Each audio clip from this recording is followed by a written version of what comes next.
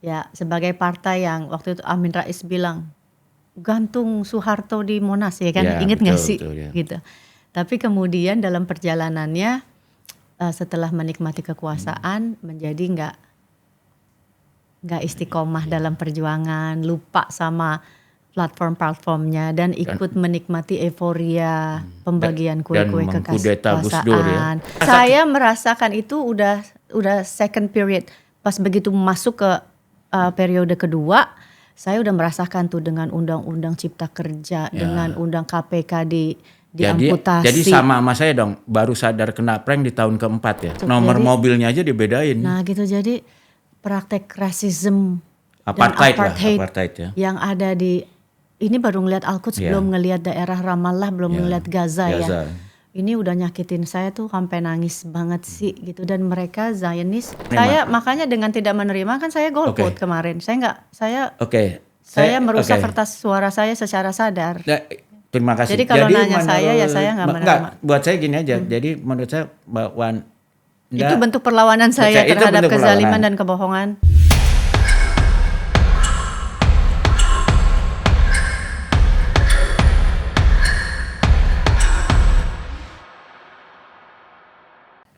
Halo para pemirsa acara Retorika, khususnya di channel Sahabat BHM.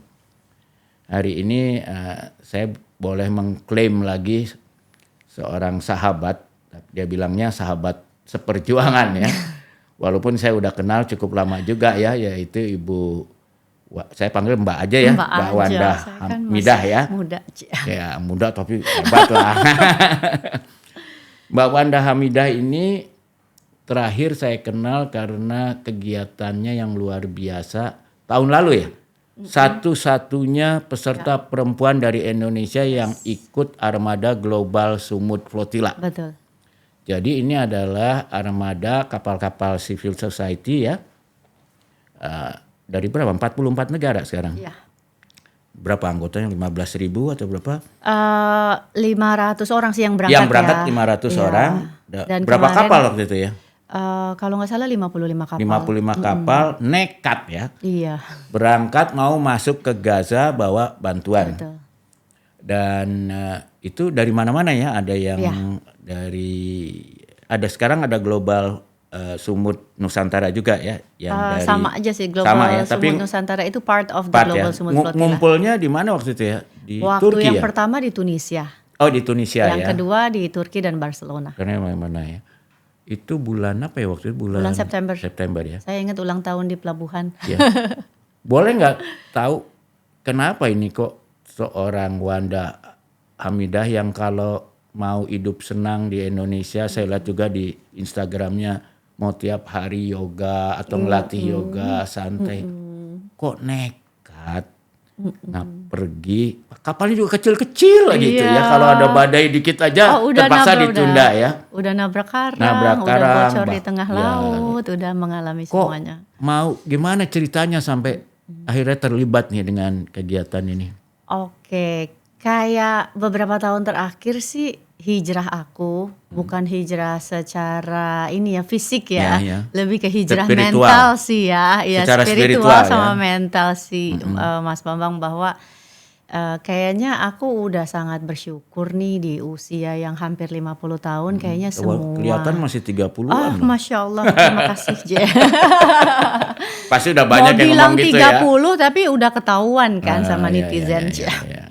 Kan itu umur biologis. Oke. Jadi di usia sekarang tuh kayak semuanya yang aku mau kayaknya Allah udah kasih semua deh.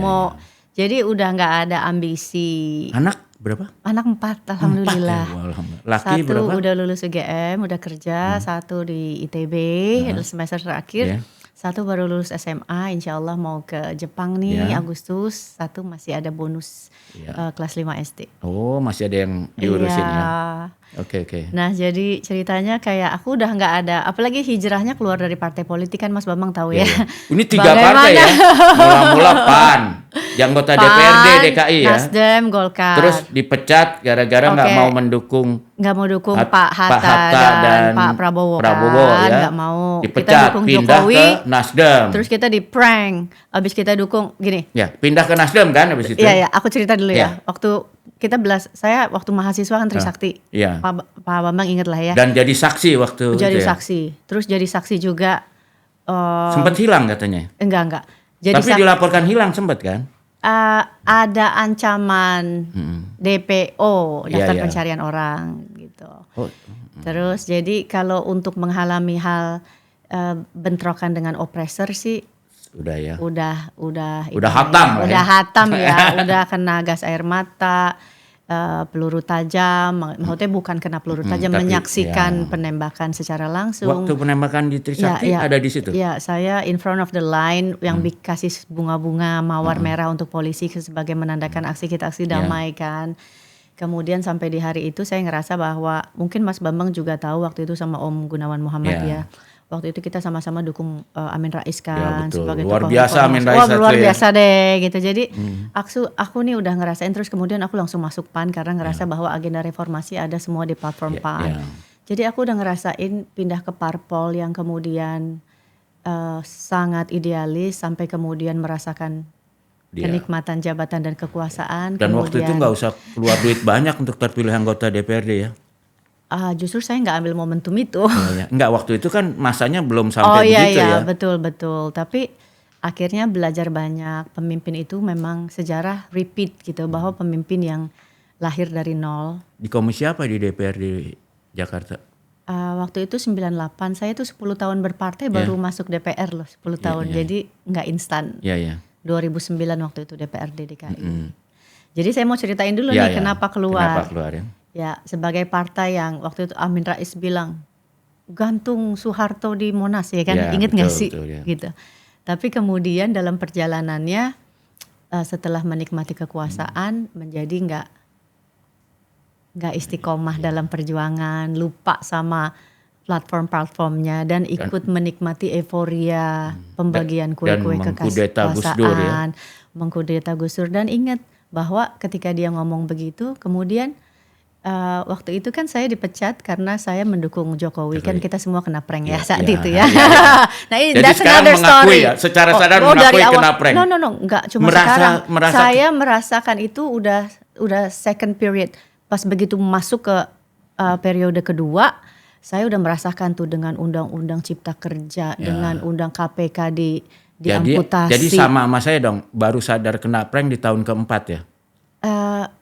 Pas dia baru masuk yang jabatan periode kedua tuh. Itu di tahun pertama tuh. Undang-undang KPK kan di tahun keempat. Iya betul, undang-undang revisi KPK. Undang-undang KPK tahun keempat. Betul. Juga Cipta Karya di tahun keempat. Iya, itu juga betul. Udah merasakan di situ sih benar. Sama gitu ya ngerasa. Jadi di prank banget nih. Jadi gini, mungkin Mas Bambang tapi ini menarik, saya mau tahu ya. Ini jadi soal kalau udah menyaksikan itu, jadi menyaksikan Amin Rais dari seperti nol, menyaksikan Jokowi dari nol, orang yang kita dukung dengan penuh 100% darah, ya, air mata dan keringat, tapi ketika duduk menjadi orang yang mengkhianati amanah.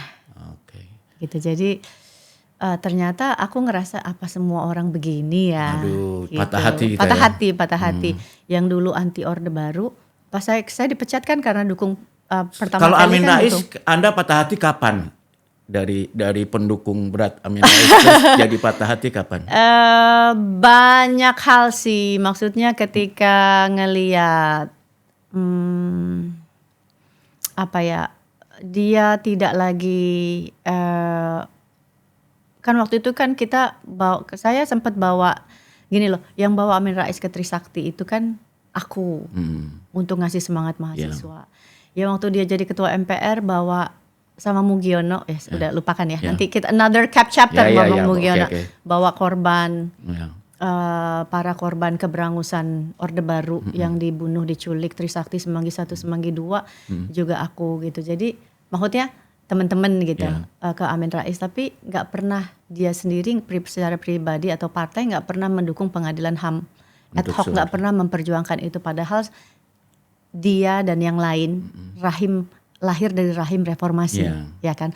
Partai-partai di luar P3, PDI itu kan semua lahir dari rahim reformasi. Termasuk Bu Mega terpilih lagi juga lahir dari rahim reformasi. Kalau karena bukan PDI tapi PDIP. Exactly. Ya kan? Kalau tidak ada reformasi, tidak ada darah-darah para pejuang reformasi Trisakti, Semanggi 1, Semanggi 2, ada pemerkosaan yang kemudian hari ini disangkal, ada pembakaran masyarakat sipil, ratusan orang dibunuh, ada penculikan aktivis, partai-partai dan mereka ini nggak ada, gitu. Tapi ketika terpilih, mereka menyangkal dan bersembunyi di balik, nggak melakukan apa yang semestinya mereka lakukan, yaitu pengadilan HAM ad hoc yang dituntut oleh para aktivis. Jadi kekecewaan pada Pak Amin Rais karena nggak mendukung pengadilan ya, kemudian yang anehnya begini juga, ketika itu kan saya dipecat. Jadi aneh juga nih sebagai partai yang reformis, kemudian ya tentunya kita nggak mau Prabowo dong, of course. Ya kita kan udah tahu sejarah waktu itu sejarah kelamnya Prabowo seperti apa.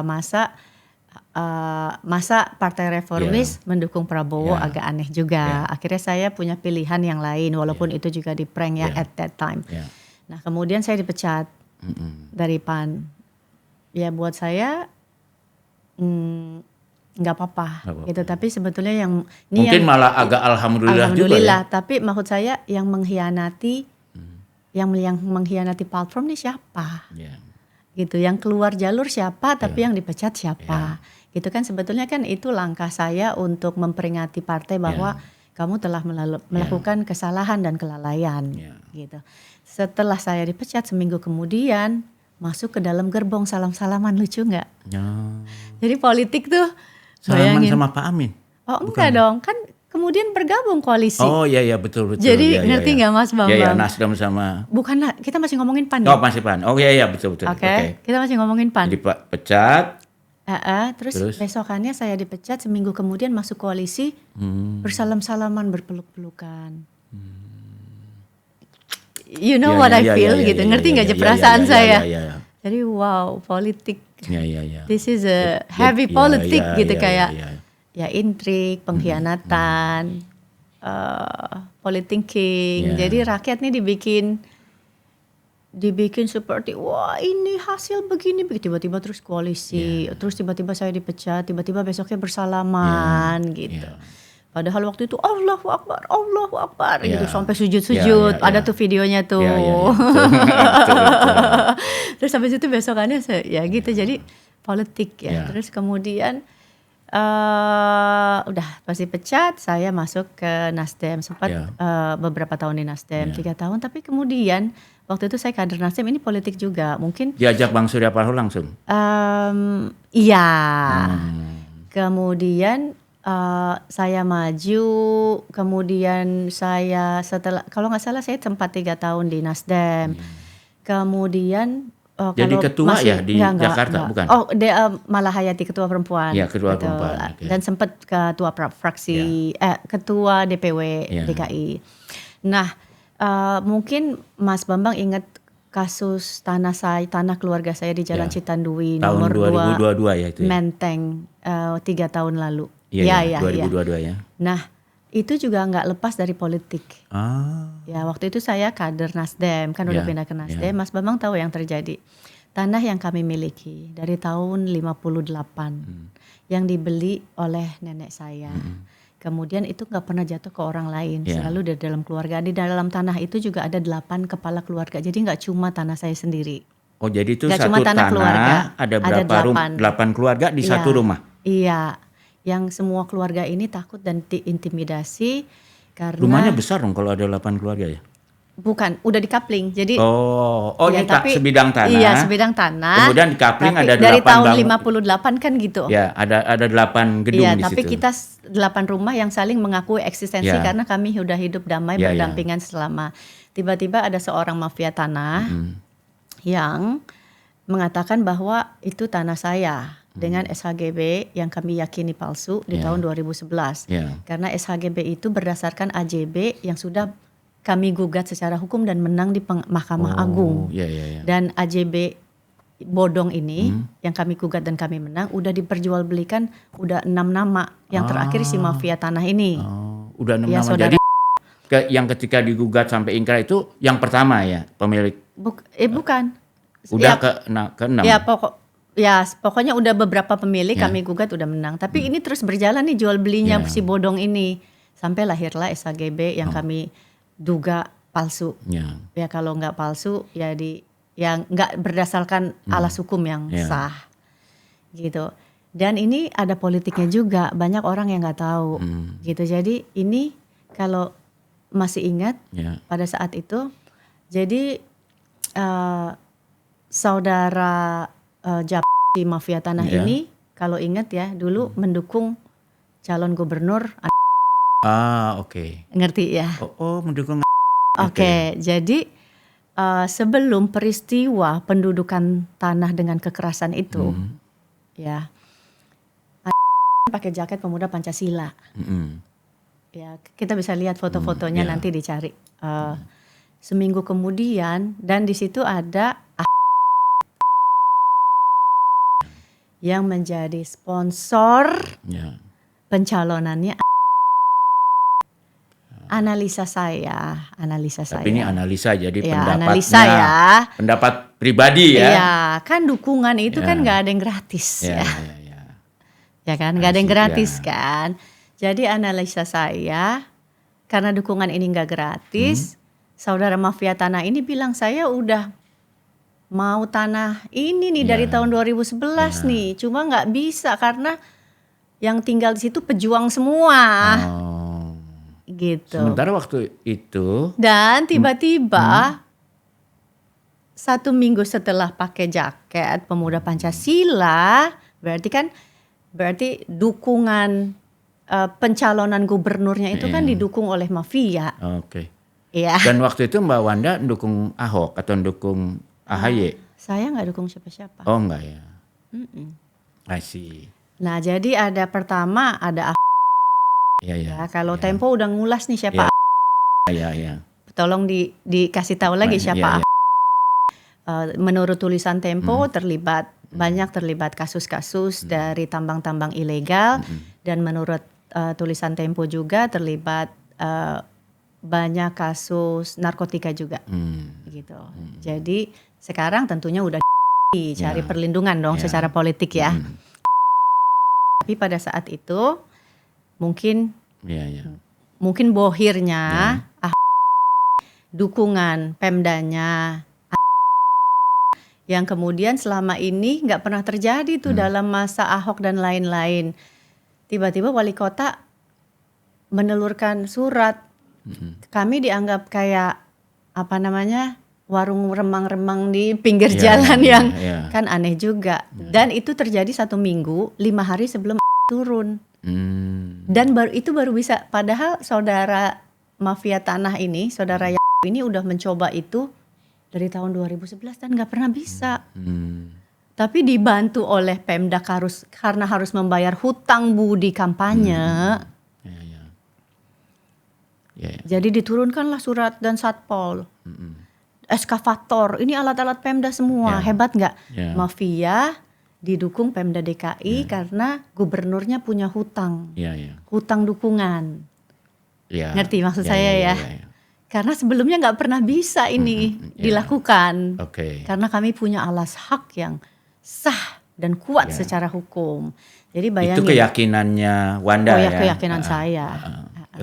Nah jadi bayangin ada satu unsur-unsur ya pendudukan dan ini unsur-unsur Zionisme juga kan. Jadi sebelum saya membela Palestina, saya udah merasakan kezaliman Zionisme di Indonesia. Dan ini ada ribuan jutaan kasus ya, Mas Bambang ya. Banyak banget. Iya, gitu. Ada premannya di sini, ada eksekutifnya di sini, dan ada legislatifnya. Iya. Legislatifnya? Lah kan waktu itu. Oke. Ya kan? Oke.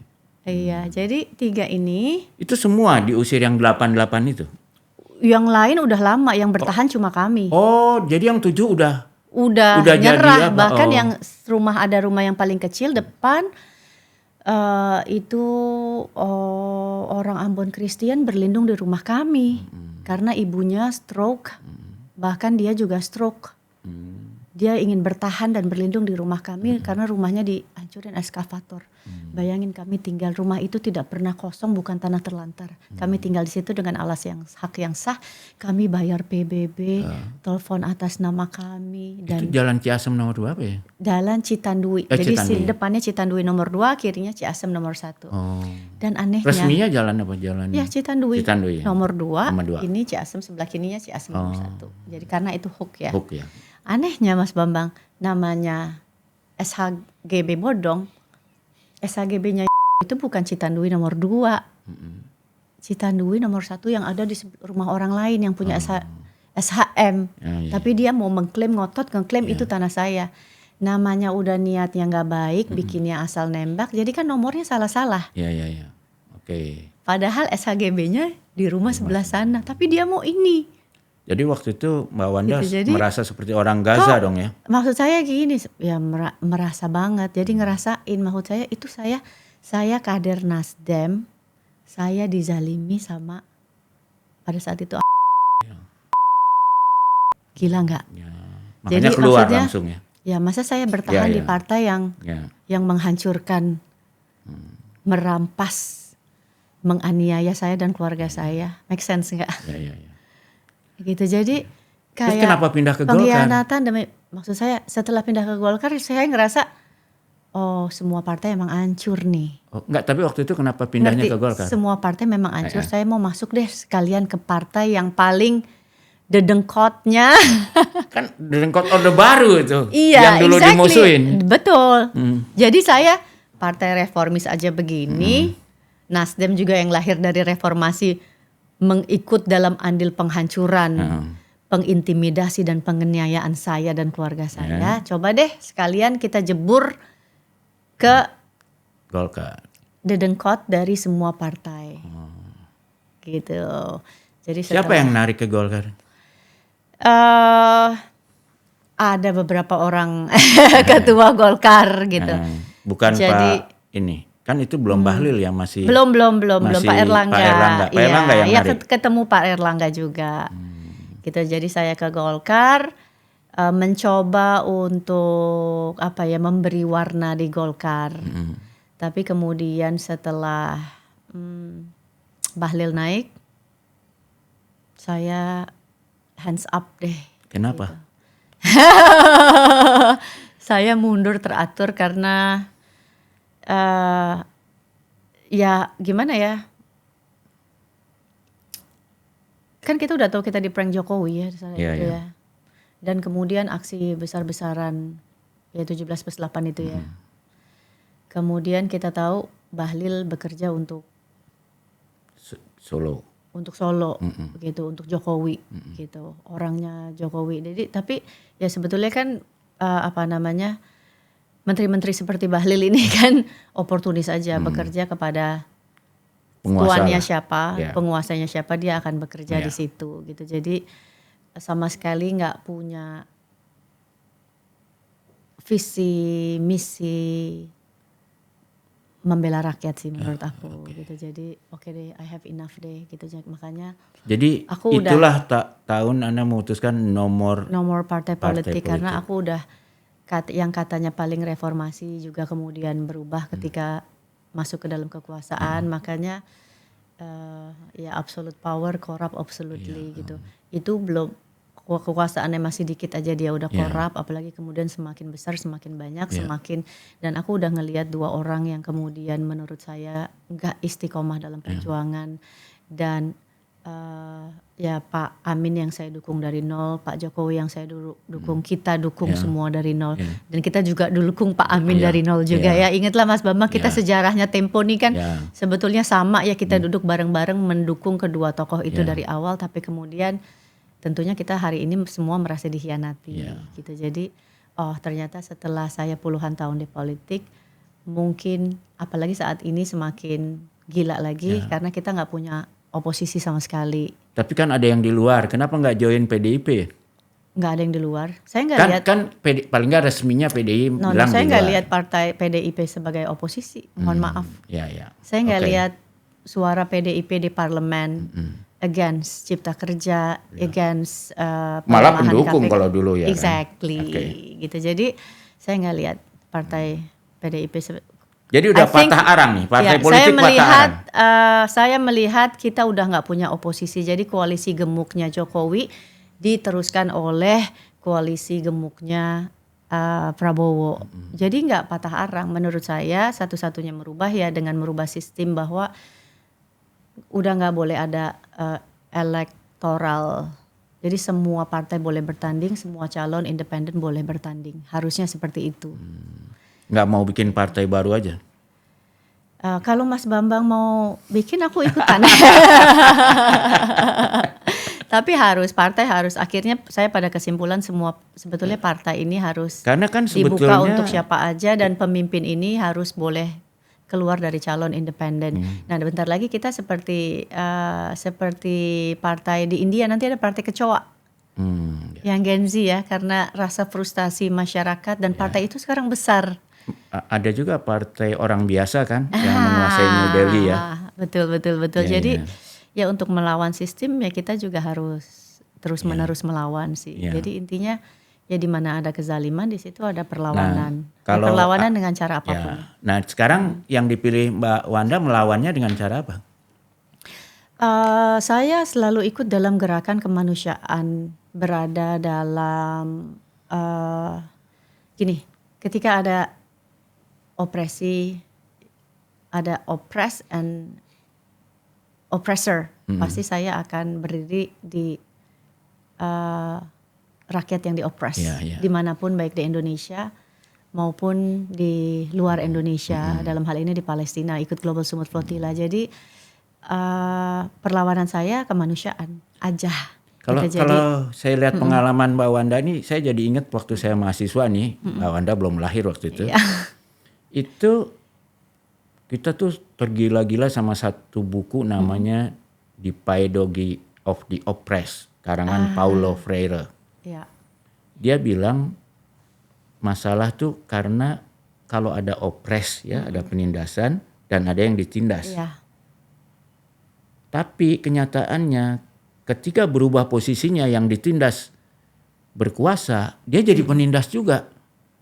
Jadi Iya, betul. jadi ini cuman posisi penindas atau ditindas. Ya. Sehingga dia mengajukan harus ada pendidikan publik supaya kita keluar dari yang namanya cycle menindas atau ditindas Ya, gitu. betul. Jadi untuk keluar dari cycle kan yang ceritanya Mbak Wanda ini kan begitu, dari yang ditindas menjadi penindas, Ya, sebaliknya gitu ya. Betul. Itu di politik ya. Di politik ya. Itu Paulo Tapi kan- Freire jadi the Ngerti. pedagogy of the oppressed-nya itu ternyata betul gitu ya. Ya. Nah, tapi sekarang yang kepikir Mbak Wanda setelah ngelihat begitu, bagaimana kita keluar dari siklus itu? Mungkin Supaya siapa yang kita dukung ini nanti ketika berkuasa nggak jadi penindas juga gitu. saya sih nggak di siapanya ya. Ya. Karena pada saat ini terus terang kalau lihat Mas Bambang lihat sekarang anak-anak muda yang punya idealis, yang pintar-pintar itu menjauhi politik karena bukan mengerikan, karena mereka juga pertama ya dengan sistem sekarang ini membuat Gibran jadi bisa jadi wapres ya dengan cara-cara yang ya anaknya dibilangnya kan anak haram konstitusi ya dengan menghalalkan segala cara. Terus kalau kita lihat juga anak-anak muda yang penuh dengan kualitas dan idealisme jadi nggak punya tempat, malah dan mereka dibui, nggak sebagian masuk. malah masuk bui. Betul, dan mereka juga nggak mau masuk ke dalam sistem politik yang udah rusak dan udah ancur-ancuran seperti ini gitu. Jadi kita punya banyak orang berkualitas tapi nggak ada ruang karena ruang-ruang itu diisi oleh para orang dalam ya, anak pejabat. Kita lihat yang jadi anggota DPR sekarang.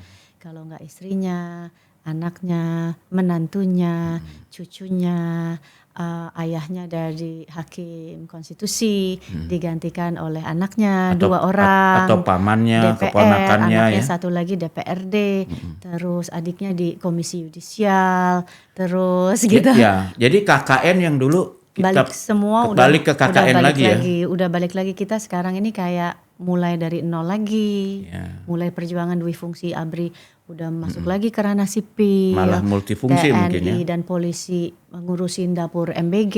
Padahal banyak masyarakat mencari keadilan dan mereka nggak menemukan keadilan, malah kriminalisasi korban gitu. Sekarang ya kayak saya aja, saya melaporkan kekerasan, kemudian perampasan rumah secara paksa dan ini this is a viral case loh. Masih tidak bisa menemukan keadilan, apalagi kasus-kasusnya nggak viral. Ya. Gitu, bahkan saya dilaporkan dengan undang-undang ITE. Ya. Gitu. Jadi semua Tapi diproses korban so far. Jadi surat saya sih udah segini. Jadi saya udah terbiasa dengan pemanggilan-pemanggilan sekarang gitu. Mau masuk penjara pun nggak apa-apa. Ya.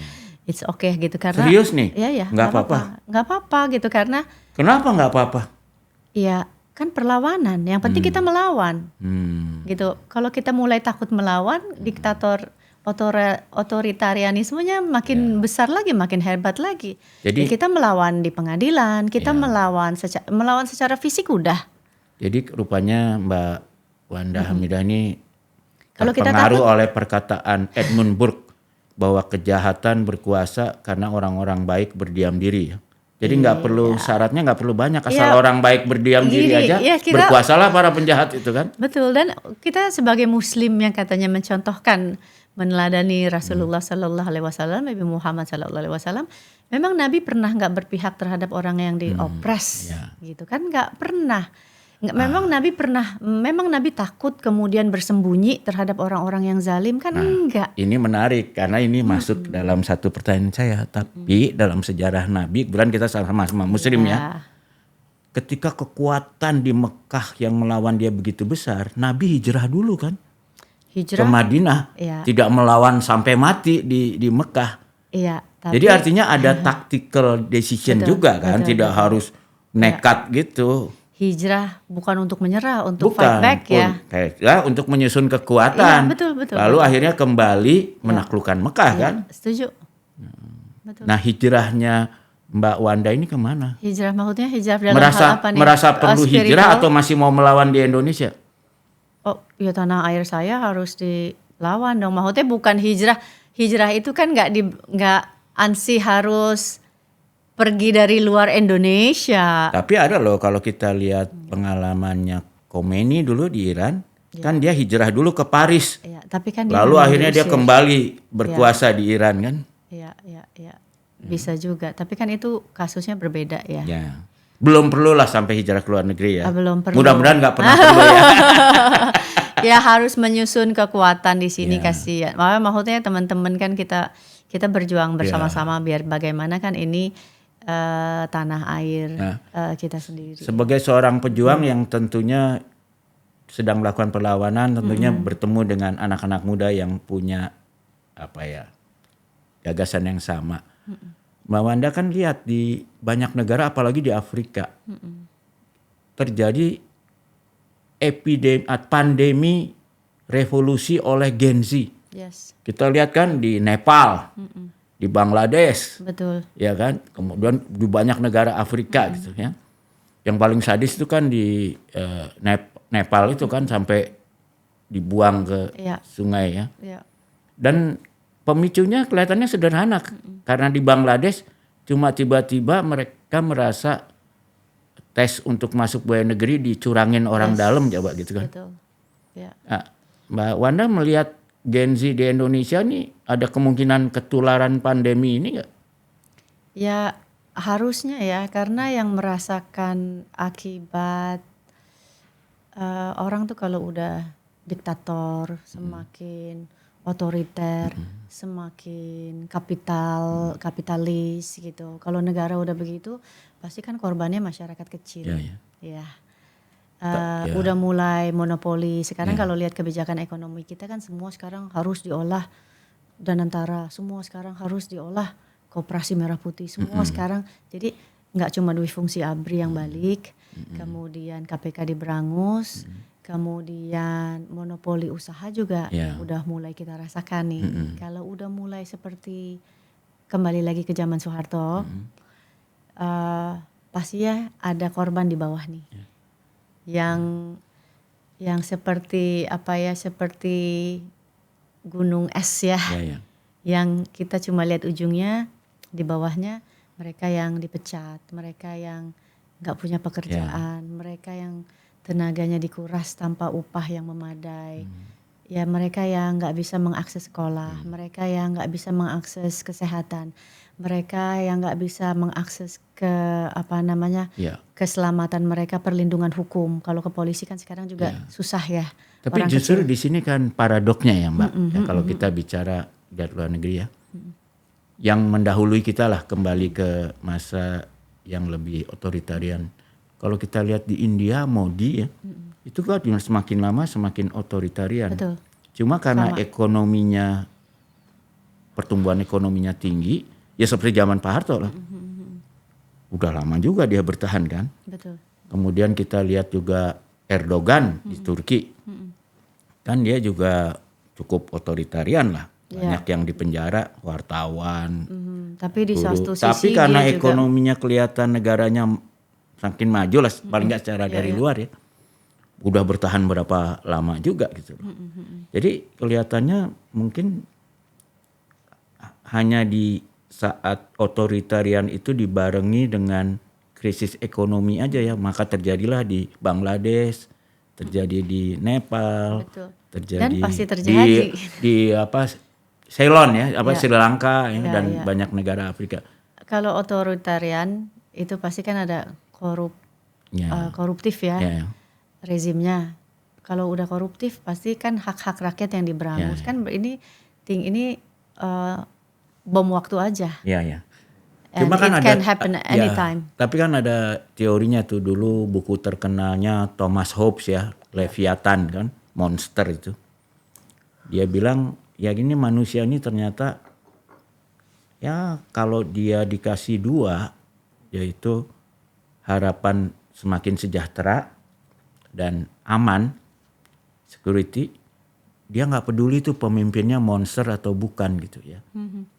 Tapi kalau salah satu dari dua ini nggak ada, nah itu bisa jatuh itu monster. Kan kita lihat Pak Harto selama 32 tahun harus kita akui ekonomi tumbuh rata-rata 7% ya.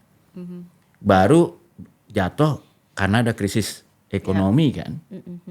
Nah kalau sekarang Mbak Wanda melihat, sebetulnya zaman Pak Harto juga nggak cuma krisis ekonomi gitu. Mungkin it works buat masyarakat kecil ya, untuk yang sejahtera, tapi untuk kalangan intelektual, akademisi yang kebebasan berbicaranya diberangus, termasuk Tempo jadi korban juga waktu itu. Kemudian penculikan ditangkap, kita bahkan nggak bisa baca bukunya Pramudia Anantatur gitu. Jadi itu juga menimbulkan gejolak. Ya betul, saya ingat ya, Tempo diberedel dengan Detik dan itu betul. tahun 94 kan.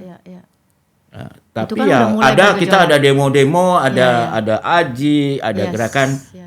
Tapi Pak Harto masih bertahan kan. Betul. Bahkan menang pemilu 97 tahun sebelum 98 ya. Menang ya. Tapi kemudian kena krisis.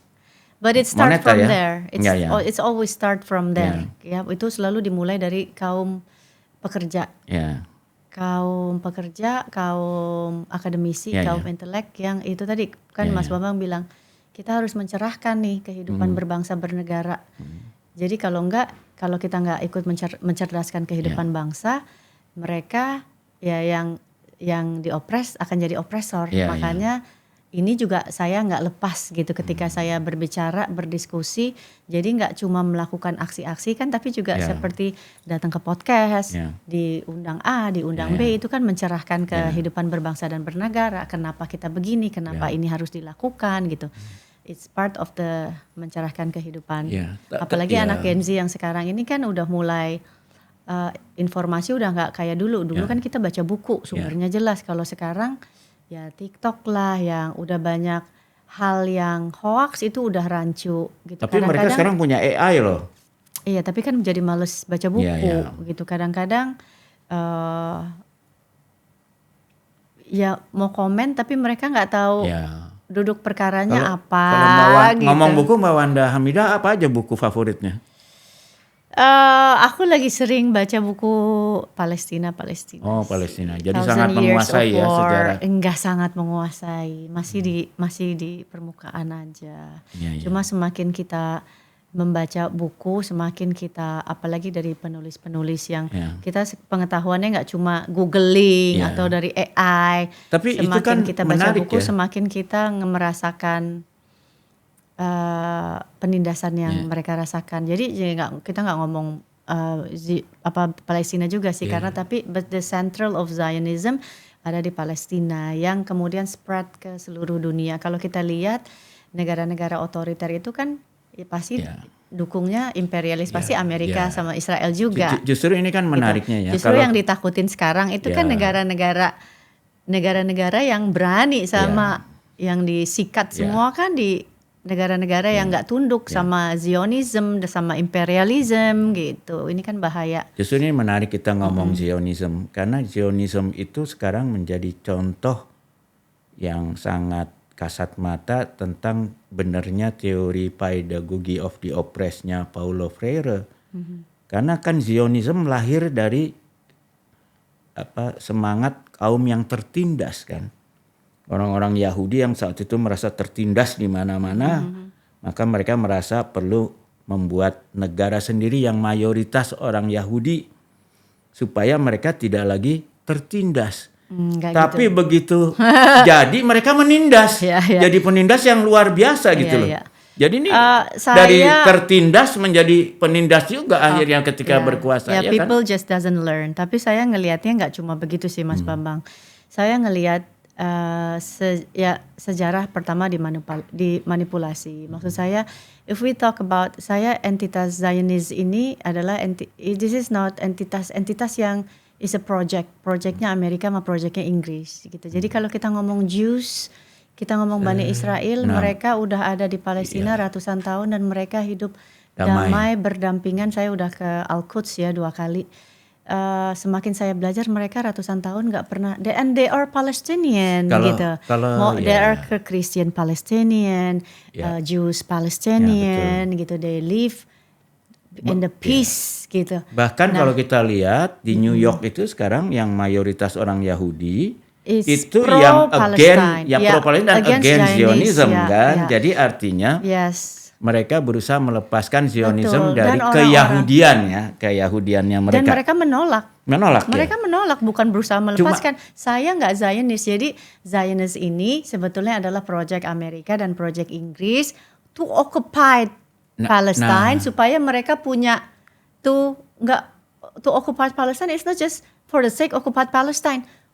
Mendudukan Mesir, mendudukan sekarang udah secara status quo Jordania udah tunduk, ini udah tunduk, mengutusi mereka ingin menduduki Asia Barat gitulah. Jadi maksud saya this is a project.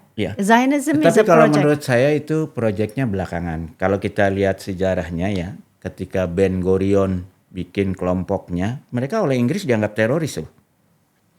Karena mereka kan ngebom hotel Inggris, mereka ya. Tapi mereka itu kemudian berhasil membujuk decision maker di Amerika dan di Inggris. Mungkin antara lain melalui gaya seperti Epstein itu. Sehingga mereka menjual dirinya, mereka adalah kapal induk yang tidak bisa ditenggelamkan di Timur Tengah. Untuk menghadapi waktu itu kan perang dingin ya. Ada Mesir kan lebih dekat ke Rusia. Umumnya yang lain-lain lebih dekat ke blok Soviet lah. Dan mereka berhasil meyakinkan Barat ini, kaum Zionis ini, udah satu-satunya yang bisa. Jadi menurut saya Zionisnya sendiri bukan proyek dari Inggris dan Amerika. Tapi ketika mereka, kan tadinya ditawarin tanah mereka tuh nggak di situ. Tadinya kan ditawarin di Uganda, ditawarin di Rusia sebagai kelompok. Tetapi ketika mereka akhirnya berhasil di situ, melalui gerakan terorisme loh, jangan salah, itu Ben Gurion itu dianggap teroris oleh Inggris. Lalu tapi mereka kemudian ketika perang dingin mereka bisa menjual dirinya. Saya ini bukan teroris, saya ini your best friend untuk ngadepin Rusia di Uni Soviet lah waktu itu, di Middle East gitu ya. Tapi ya udah, kita bisa berdebat banyak soalnya. Tapi kan kita kembali ke kemanusiaan. Kalau kita kan ngelihatnya bukan karena rasnya, karena etniknya atau karena kebangsaannya, kita melihat kemanusiaannya kan gitu ya. Saya tuh ingin tahu dalam kondisi di Indonesia dengan kesibukan yang luar biasa gitu, kapan tiba-tiba wah aku harus bantuin Palestina?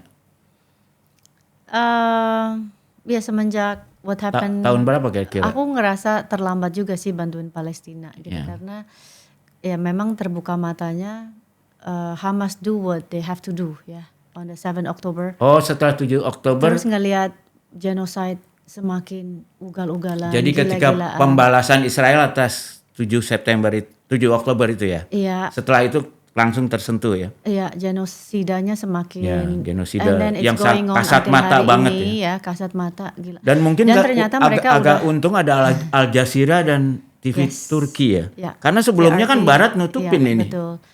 Dan ya makanya aku ngerasa bodoh sih sebetulnya. Kena prank ya. Kena prank ya. Enggak kena prank sih.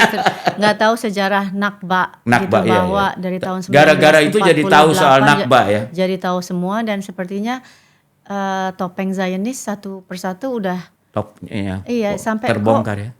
Semakin baca, wah, kayak orang Amerika dong, anak muda Amerika kan juga begitu. Gara-gara peristiwa ini yang tadinya pro Israel sekarang jadi pro Palestina kan anak muda di Amerika. Iya betul, jadi mereka menutupi itu dengan rapi sekali, gitu. Berapa biaya agen-agen hasbaranya, PR-nya, dan kalau kita lihat ya misalnya let's say New York Post atau Washington Post gitu yang penulis Palestina cuma 1% gitu. Jadi narasi itu udah dikuasai oleh mereka selama puluhan tahun. Dan berhasil nyembunyiin Nakba itu ya, luar biasa. Betul, ya Nakba. Dan bahkan mereka udah deklarasi loh sebelum tapi 2023. Pemirsa kita mesti jelasin yang Nakba apa nih ya.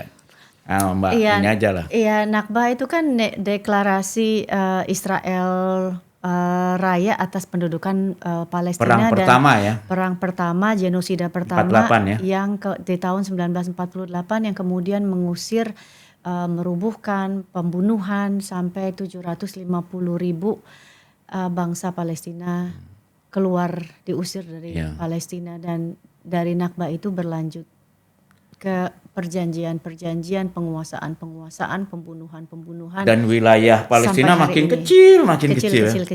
Dari 6% settlers kemudian menguasai 78% wilayah Palestina. Itu sadis nggak? Jadi sebetulnya ini juga maksud pernah saya. Ke Israel? Nggak ada Israel buat saya. Occupied Palestine. Oke. Pernah ke Occupied Palestine? Occupied Palestine ya. Saya ke Al-Quds 2 kali. Jadi kalau udah ngelihat mata kepala sendiri kan saya lebih kerasa. Sekarang saya tahun berapa itu? Baru tahun lalu Januari. Setelah global Palestine. Setelah global. Iya. Dan sebelum Global Sumut Flotilla itu saya baru pulang juga dari Al-Quds. Jadi masuknya lewat mana? Jordania. Oh, dari Jordan. Jadi gini, kalau kita ada banyak orang yang nggak paham gitu. Oh, ngapain kamu dari ini, orang si A aja Ustadz ini bisa masuk ke Al-Quds. Banyak orang yang netizen nggak memahami gitu, bahwa kalau kamu jadi turis kamu bisa masuk lewat Jordania. Turis let's say spiritual ya, yang Kristen mau ke sana, yang Islam mau ke Baitul Maqdis, semuanya boleh masuk pakai visa Zionis. Kita dikasih visa merah. Di Thailand biasanya ya dapatnya ya. Aku pakai agensi sih visa Zionis. Iya biasanya agensinya. Gitu. Paspornya nggak dipakai lah bukannya. Iya gitu, jadi merah gitu ya. Ya kalau sebelum perang mah puluhan ribu tiap tahun yang ke sana. Betul. Tapi visa Zionis ya. Gitu. Yang selembar kertas itu ya. Yang selembar kertas itu masuk dari Jordania ke Al-Quds. Tapi di Al-Quds itu kan Yerusalem sendiri kita udah ngelihat Yerusalem Barat, Yerusalem Timur itu perbedaannya udah luar biasa ya. Udah ini seperti di Amerika, seperti di Eropa nih, yang Yerusalem Barat jalan-jalannya besar, jalannya aja beda, rasis nggak? Yang di sini berdebu, Yang di sini kotor, yang di sini bersih, penjagaannya gila. Jadi kalau Jadi Al-Aqsa ini juga udah ya. gimana mereka mau hidup berdampingan kalau sistemnya udah apartheid. Ya, betul. Mereka bisa di setiap pos Baitul Maqdis penjaga semua dengan, dan sebelum Bahkan di kafe aja mereka nggak bercampur ya. Enggak. Jadi Apalagi sekolah juga gimana kamu terpisah. bisa hidup di situ Iya. gitu nggak? Terus ada 1000 pos. Jadi dari misalnya kita di Jakarta Selatan mau masuk ke Jakarta Pusat, pos. Dan nggak ada orang Selatan nggak bisa masuk ke Jakarta Pusat. Let's say Al-Aqsa ini misalnya ya Istiqlal. Cuma orang Jakarta Pusat yang boleh ke Istiqlal. Jakarta Selatan, Jakarta Barat nggak ada yang boleh masuk. Nomor Jadi, mobilnya aja dibedain. nah gitu, jadi praktek rasisme Apartheid dan lah, apartheid apartheid ya. yang ada di, ini baru ngeliat Al-Quds, belum ngeliat daerah Ramallah, belum ngeliat Gaza ya. Ini udah nyakitin saya tuh sampai nangis banget sih gitu. Dan mereka Zionis put their gun everywhere. Ya. Dan Kadang-kadang they dibawa kan di tank senjata ya, mesinnya rakyat itu. sipil, and they can walk freely gitu. Ya. Gila nggak? Maksud saya, wow gitu. Saya I cannot imagine, nggak bisa membayangkan hidup di negara seperti itu gitu ya. Oke. Sedih, Terus sedih tiba-tiba banget. jadi Tapi tertarik kemudian ikut kalau Global flotilla? Flotilla ini kan humanitarian ya. aid ya.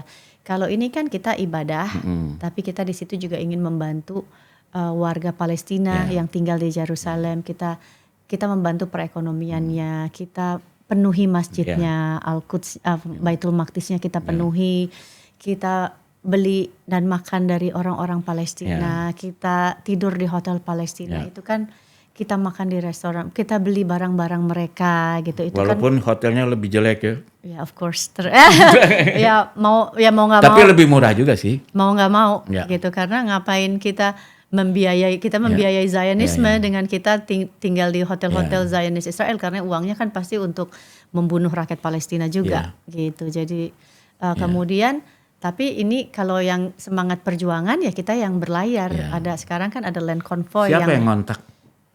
Nggak ada yang ngontak, saya mencari tahu.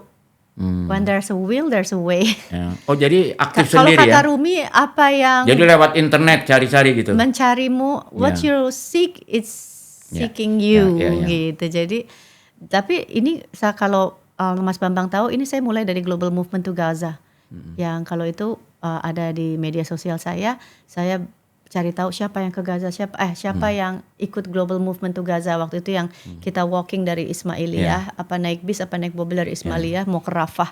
Dan pada saat itu saya menceritakan pengalaman saya, yang ke hari pertama kami masuk hotel, hari kedua paginya kami udah dikepung oleh puluhan intel berpakaian putih-putih, polisi-polisi Mesir. Kami diikuti selama 24 jam kemana kami pergi. Mereka udah bilang bahwa kalian tidak boleh keluar dari Kairo atau kami tangkap. Oh, tadinya Itu mau ke Rafah, mau ke Gaza ya? Mau ke Ismailiyah bergabung dengan konvoy mau ke Rafah gitu. Jadi saya udah ikut land konvoy, dan itu kan dihabisi juga tuh sama polisi Mesir. Kan kita tahu Mesir kan juga proksinya Amerika gitu. Bahkan saya kayak, this is my first time to Egypt and I will never go back again to Egypt, karena fasisnya nyata banget. Gitu. Saya ingat disebutnya Muktabarat. Bayangin nggak, kita nggak boleh pakai kafiah, kita nggak boleh lebarin, dan itu bendera banyak ulama-ulama yang ditangkap dan dibunuh ketika berani. Itu kalau di Masjid Al-Azhar tiap Jumat itu banyak mobil-mobil tentara yang mengawasi. Jadi kalau tapi kita bedain loh, Mesir pemerintahnya sama rakyatnya. Kalau rakyatnya super mayoritas mendukung kan. Of course. Tapi kan ya gimana ya, kayak Indonesia praktek otoritarianisme ini, kalau ada yang berani bersuara kan kamu di penjara, bahkan dibunuh kan. Di Mesir sama aja gitu. Lebih bahkan mahasiswa Indonesia kalau ngomong sama saya lagi ngomong LCC, Mbak jangan keras-keras, tembok ini ada bertelinga gitu. Bahkan berapa wartawan Al Jazeera ditangkap di sana kan dan dipenjara. Gitu. Jadi wow. This is a fascist country gitu. Jadi kalau dibandingin Mesir, Indonesia masih mendingan lah ya. But kalau kita nggak melawan kita akan jadi ke sana ya. Akan terus ada penzaliman, akan terus ada pemberangusan, akan banyak korban. dan akhirnya di satu titik darah rakyat akan tumpah lebih banyak kalau kita Terus ngelawannya gimana nih? Kan orang nanya dong sama Mbak Wanda. Oke, kita harus melawan. tetap Ngelawannya berbicara gimana? dong, bicara yang benar aja. Ya. Bicara yang benar. Kalau Jangan takut kalau dirampas melawan gitu. Kalau di Quran kan disebut kalau kita melihat ketidakadilan, kalau kita kuat, lawanlah dengan tanganmu katanya. Iya, betul. Kalau kita nggak bisa dengan tangan, dengan dengan tulisan, dengan media platform, atau mengingkari dari hati. Kalau nggak bisa juga dengan mulut, ya minimum berdoa katanya. Atau ingkari dari hati, itu selemah-lemahnya iman.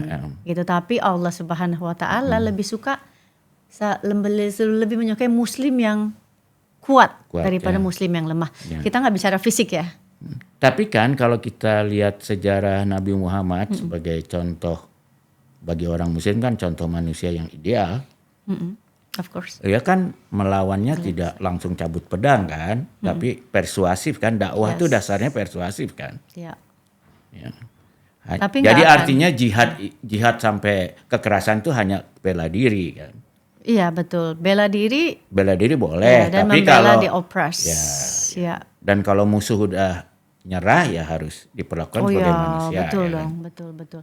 Makanya ya semua penaklukan Palestina juga nggak pernah dengan, kemarin aku datang waktu aku datang ke Al-Quds ke Palestina, jadi dengar ceritanya Sayyidina Umar kan yang menaklukkan Palestina, maksudnya dia nggak bawa tentaranya sendiri berjalan tanpa alas sepatu, dan aku masuk ke gereja yang paling besar itu, yang di sana ada 5 aliran Kristen dari Armenia, dari Ortodoks, dari Katolik, dari semuanya di situ. Dan ketika Sayyidina Umar masuk, ditawarin kan waktu ini cerita menyentuh hati saya banget. Sayyidina silahkan sholat di sini. Saya nggak mau sholat di sini. Saya mau sholat, dia milih sholat di sebelahnya. Makanya ada rumah kecil di situ, di sebelah gereja itu. Karena ketika saya sholat di sini, umat saya atau pengikut saya akan menjadikan ini sebuah masjid. Jadi saya tuh sampai toleransinya luar biasa Toleransinya luar biasa, dan Masjid Umar yang kecil ini masih ada sampai sekarang gitu. Nah, ini saya menarik buat karena bicara Khalifah Umar. Karena kalau kita bicara Khalifah Umar, kita harus percaya pada yang namanya second chance. Karena Khalifah Umar kan tadinya kafir dan mau membunuh Nabi kan. Itu kan yang orang suka lupa. Tapi ternyata begitu beliau sadar, dia menjadi pendukung Nabi yang luar biasa, yang sangat setia. Kalau konteksnya kita tarik ke Indonesia, mungkin nggak Wanda Hamidah memberikan second chance pada orang-orang yang di zaman Nabi disebut kafir mau membunuh Nabi, tapi kemudian sadar, orang-orang yang tadinya anti demokrasi, lalu merasa ya udah demokrasi ini benar, lalu dia menempuh jalan demokrasi, terpilih jadi presiden secara demokratis. Nah, kita ngomong nama aja langsung. Itu kan bisa kita analogan ya, tidak harus tepat, tapi sekedar supaya jalur pembicaraan kita jalan aja. Kalau kita lihat Prabowo, orang yang dulu kan kita anggap sebagai yang menantunya Pak Harto, yang simbol daripada Orde Baru yang kita semua pengen tumbangkan ya kan. Lalu dia menjadi simbol sebagai penculikan ya kan. Kegiatan ilegal oleh tentara. Oke, lalu dia dipecat ya kan, dihukum. Lalu kelihatannya dalam proses dia merasa, mungkin paling enggak klaimnya dia merasa saya mau berjuang secara demokratis. Dia bikin partai, ikut pemilu, kalah 2 kali. Terakhir menang. Sekarang jadi presiden, paling enggak ngomongnya akan demokratis. Dan lumayan yang percaya, kita lihat sebentar lagi akan datang ke gedung ini Budiman Sujatmiko yang dulu di penjara. Sekarang menjadi setingkat menteri urusan pengentasan kemiskinan ya kan. Kemarin di Nganjuk baru saja meresmikan pidato soal Marsinah menjadi pahlawan nasional. Lalu kita lihat orang-orang yang dulu diculik sekarang sebagian menjadi pendukung dia gitu. Kalau seorang Wanda Hamidah dalam analogi ini bisa nggak menerima kemungkinan seorang Prabowo Subianto yang oke lah dulu kita anggap bagian rejim lama yang Amerikan, kalau betul dia bertobat dan sekarang menjadi presiden kita dan memilih jalan yang dulu kita inginkan dari reformasi, masih terbuka nggak buat seorang Wanda Hamidah untuk memberi peluang second chance itu seperti Khalifah Umar kan gitu ya? Saya penasaran aja. Gini. Pertama analoginya nggak sama ya. Ya pasti analogi nggak mungkin 100 sama. Kemudian yang kedua itu orang yang berubah itu biasanya orang yang kemudian dapat hidayah, membuka mata dan pikirannya untuk kemudian menyadari kesalahannya dan memperbaikinya, ya kan? Kalau menyadari kesalahannya bahwa yang dilakukan adalah kejahatan HAM, ini dilakukan nggak? Ya. Pernah ada nggak pengadilan HAM ad hoc ya pada hari ini setelah aksi Kamisan masih berdiri? Ya. Setelah 16 pernah datang tahun. juga ke acara Kamisan? Oh ya, saya datang berkali-kali gitu bersama Ibu Sumarsih beberapa kali walaupun nggak rutin saya selalu datang. Dan maksud saya gini, pernah tuntas nggak tragedi Trisakti? Pernah tuntas nggak kasus-kasus hak asasi manusia Semanggi 1, Semanggi 2? Pernah tuntas nggak kasus 13 aktivis yang diculik dan tidak pernah ditemukan sampai hari ini? Kalau dia seorang gentleman mengakui kesalahannya bahwa saya yang gitu. Dan ada akuntabilitas, ada pertanggungjawaban. Artinya yang terlibat. Ya dong, kita kan nggak bisa ini kasus HAM berat yang harus ada akuntabilitas, pertanggungjawaban seperti kita menuntut Netanyahu kalian udah membunuh jutaan 250 rakyat Palestina. Itu kan yang dituntut ICC. Kalau nggak ada akuntabilitas, kita ada nggak akuntabilitas itu? Ada yang dibunuh, mana pertanggungjawabannya? Saya boleh mengakui saya salah, mana pertanggung? Jadi itu kan namanya gimmick dong. Kalau saya akan memperbaiki, tapi balik lagi kita harus jadi masyarakat yang cerdas. Bener nggak? Kalau misalnya pertanggungjawabannya satu udah nggak ada, kemudian justru sebaliknya yang terlibat dalam kasus-kasus tim mawar gitu, semuanya Mas Bambang tahu mereka jadi apa? Mereka dapat reward. Iya, baru ada satu ada satu nih yang kayaknya mau dipecat nih.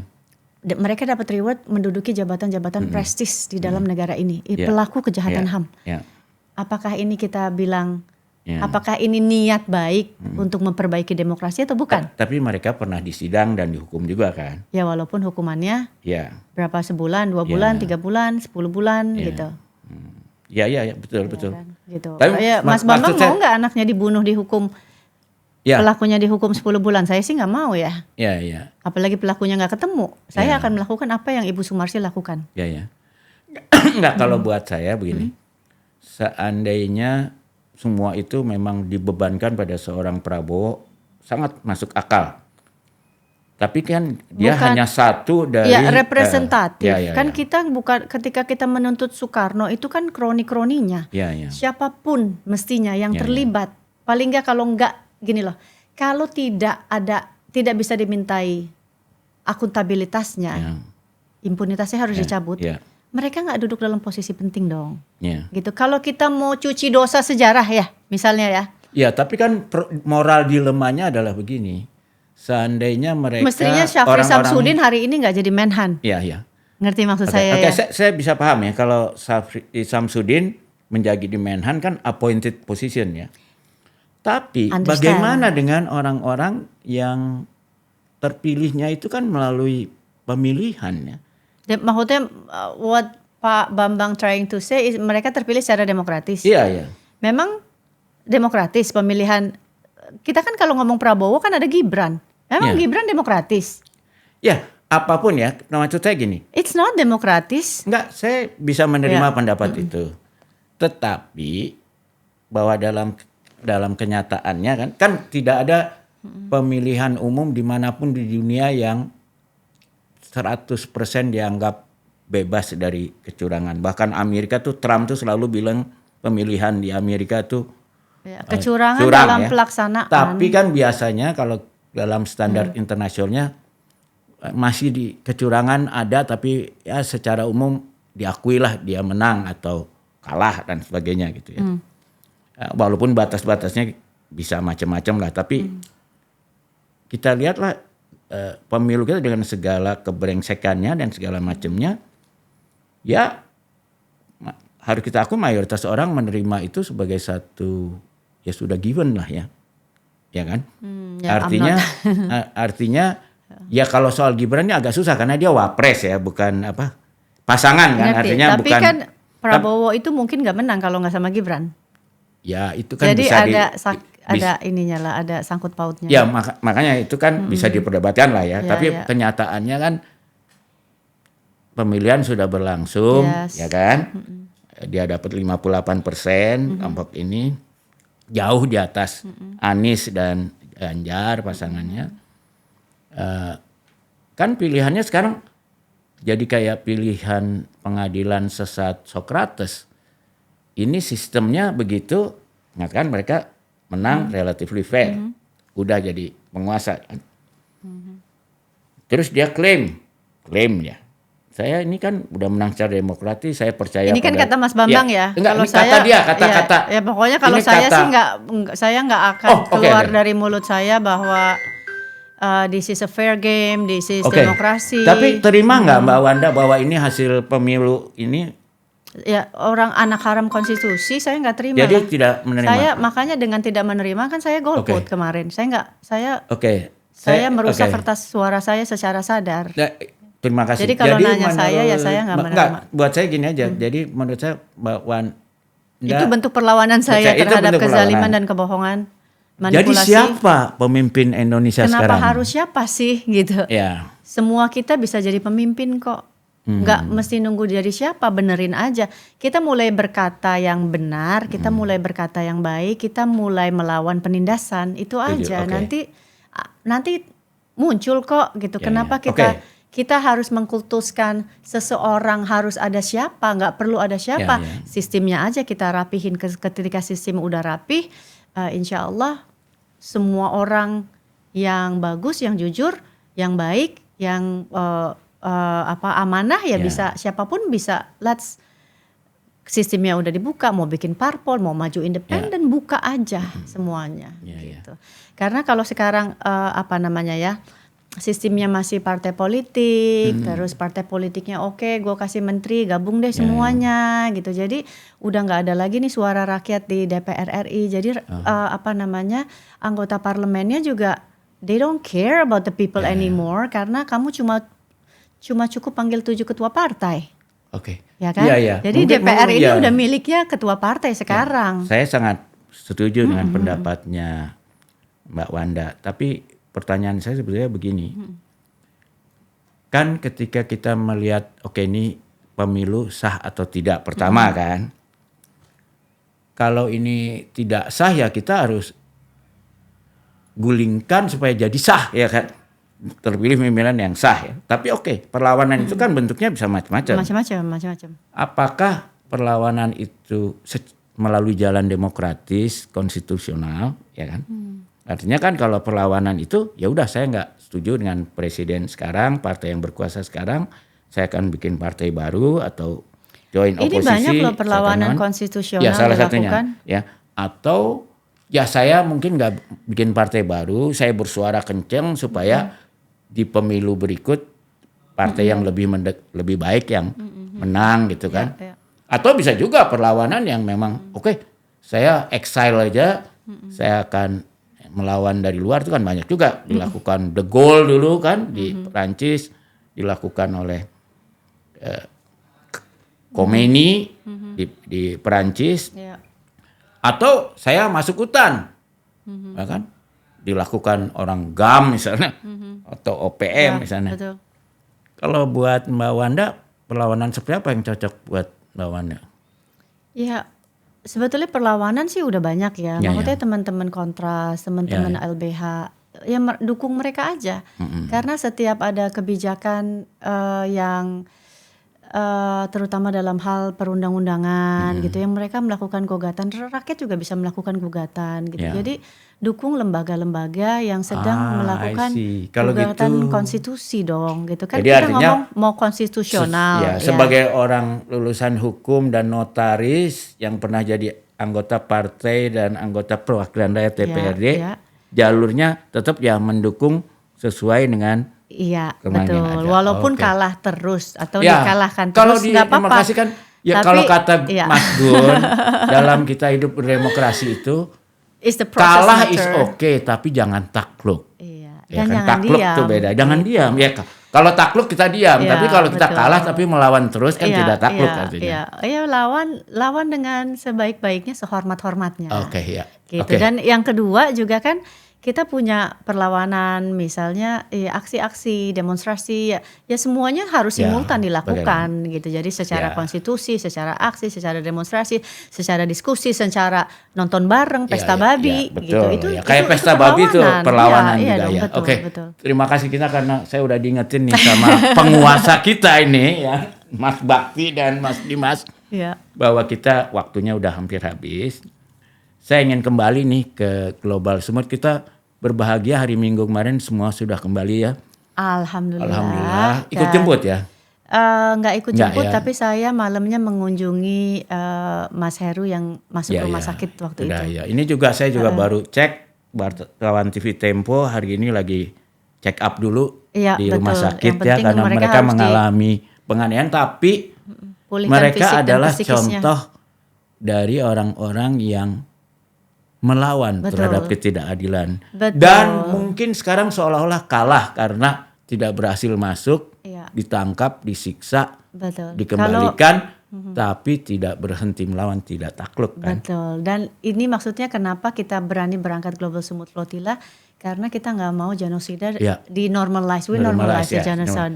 We're normalize the killing. Kita tidak takluk pada bahwa Palestina boleh seolah-olah kalah, tapi tidak boleh takluk ya. Dan ini juga yang terjadi di Papua.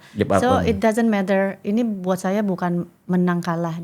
Kita berada di mana? Perjalanannya ya. Ya, perjuangan kita berada di mana? Itu kan tidak boleh lelah melawan demi keadilan. Nggak boleh. Dan menurut saya rezim come and go. Ya, Firaun aja jatuh. Iya, oke. Paling Soeharto aja setelah 32 tahun jatuh. Ya, paling nggak usia nggak bisa dilawan ya. Iya gitu. Jadi rezim come and go, tapi yang what's matter ya, yang jadi kita ada di mana dalam perjuangan itu. Saya makin lama makin asik ngobrol sama Mbak Wanda nih ya. Jadi semangat lagi. Mudah-mudahan nggak kapok nih ya. Enggak. Jadi boleh ya kita undang lagi di acara ini, kita senang. ngomong soal yang lain. Ya. Siapa tahu satu saat kondisi lebih baik. Tapi seperti biasa saya akan tutup acara ini dengan satu permisalan. Seandainya tiba-tiba Mbak Wanda diundang nih ke Hambalang atau ke Istana, terus Pak Prabowo Presiden nanya, oke deh, aku kasih kesempatan sekarang, kamu mau kasih usul atau rekomendasi apa kepada saya? Kira-kira jawabannya apa? Pengadilan HAM ad hoc Pengadilan HAM ya. Jadi jalankan pengadilan HAM. Semanggi 1, Semanggi 2, penculikan. Dan Mbak Amidah tapi juga setuju dengan ide rekonsiliasi seperti di Argentina, dulu kan Kamisan di Chili ya. Ngerti, rekonsiliasi itu pertama harus ada pengakuan dulu. Ya, pengakuan. Mengaku dulu saya salah, siapa yang bunuh, siapa yang melakukan, siapa yang bertanggung jawab. Lalu mengganti rugi juga kan, memberi kenapa? Itu juga. Ya memberi kerugian dong kalau ada jenazahnya di mana, harus ketahuan. Betul. Iya itu kan harus. Jadi rekonsiliasi itu harus dilakukan. Jadi ide kalau dilakukan seperti Khalifah Umar setuju ya? Iya bagus, tapi kan pengakuan dulu, taubat Taubatnya nasuha dulu. Nah. Oke, terima kasih. Jadi kira-kira karena kalau ada taubat nasuha, oke gitu ya. Ya, kalau balik lagi, kalau dalam Islam kan keluarganya juga memaafkan atau enggak nih. Gitu. Ya itu sistem hukum yang baru kan, retroaktif justice. Ya, tapi sistem hukum itu suka disalahgunakan. Yang pelakunya tidak tidak pernah dihukum, terus yang korbannya udah damai aja melalui tekanan. Tapi gitu. saya terus terang bisa lebih tidur nyenyak setelah ketemu Mbak Wanda Hamidah. Ada seorang ahli hukum, notaris pula yang tidak akan berhenti melawan untuk menegakkan hukum. Semoga, karena yang susah tuh istiqomah. Ya, istiqomah. Oke, terima kasih sekali lagi. Dengar ya tadi kata Mbak Wanda Hamidah nih, orang yang sebetulnya memilih jalan pedang. Dia udah cantik, pinter, ya keluarga juga lumayan sejahtera, tapi tetap memilih jalan yang berisiko untuk menegakkan keadilan bagi kita semua. Terima kasih. Sama-sama Mas Bambang. Thank you.